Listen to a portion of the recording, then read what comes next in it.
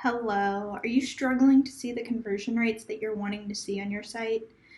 Maybe there's just something telling you that the site can actually perform better, but you're not sure how to push it to that next level. Well, that's where implementing a testing program really comes in and is super beneficial to all sites out there. There's never a time where a site cannot be further optimized to help improve conversion rates. Building upon past successes is the number one way to improve and to continuously improve your conversion rates. So what do I mean when I say a testing program? So there are several different types of tests that you can run on your site. So one of the most common ones that everybody thinks of is conversion rate optimization, which includes A/B testing, multivariate testing, but that's not the only one out there. We can do things like card sorting and tree testing to help with navigation and see how users are actually interacting with the nav. We can do a whole bunch of various testing. We can do copy testing to help improve the actual content on the page. So a testing program isn't just one test here and there or a CRO program. It's all of this combined. That's where you're really going to get the benefit from. And it's running these tests with a purpose.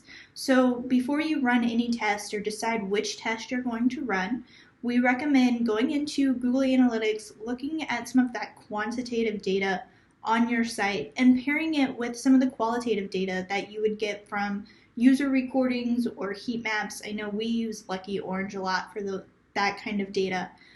And really finding out where users are dropping out of the funnel, what content they may be struggling to consume, or where they're getting lost. So once you have that data and you kind of have an idea of where you think the problem may lie, that's when we form these hypotheses. And these different tests will either prove or disapprove these hypotheses.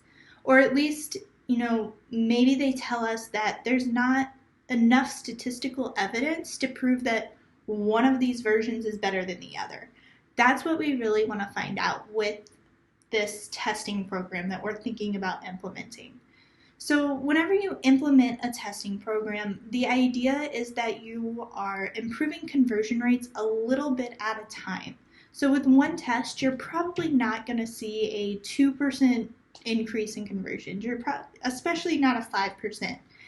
Honestly, a lot of times you're probably not even going to see a 1% increase in conversion rates just by implementing the results of one test.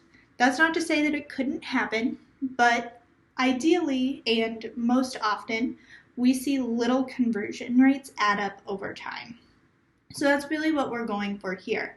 Another benefit of running these tests is in knowing that the changes that you're going to make will actually have an impact on conversions.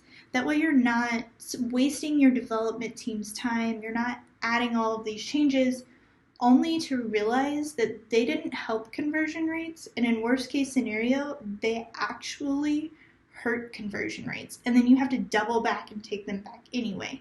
Using a testing platform, for instance, if we're doing CRO, we use Google Optimize a lot, so that allows us to make these changes quick. We can run the test for about 2 weeks, determine the winner, which one is truly going to impact conversions the most, and then we can pass it off to our development team so they can implement those changes, and we can have confidence that those changes are going to make a difference. So with that, let's take a look at how these conversion rates, small increases in these conversion rates can really add up over time. So here, let's just say you start out at a 4% conversion rate. Over the course of the year, the conversion rate each month, some months are just going to be down. It may be external factors. There's a whole wide variety of things, but overall, we want to look at where our conversion rates are trending.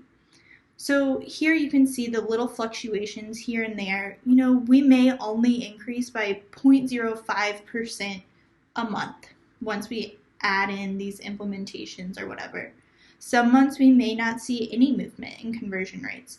But over the course of the year, these little conversion rates really add up And we've now moved from a 4% conversion rate to a 5% conversion rate. So if we look at a site that gets about 10,000 sessions per month, what we're looking at now was 400 conversions in January whenever we started our testing program. And now by December, we're getting 500 conversions per month. So that's a 20% increase in monthly conversions that happened over the course of that year. So like I said, it really adds up. It's small impacts over time, and then we continue to build on the successes that we have. So that, those are your main benefits of implementing a testing program. If you have any other questions or, want to continue receiving tips and tricks like this from us on conversion rate optimization, testing programs, even the implementation of Google Analytics, Tag Manager, Data Studio, we're going to continue pushing videos like this out each week. We'll typically do 3 a week. We also have a webinar series to where if you go to our site, you can sign up for that. And it kind of walks through some of these things step by step. So, like I said, if you want to continue receiving tips and tricks like this from us, go to our website, and at the bottom there is a subscription for our newsletter.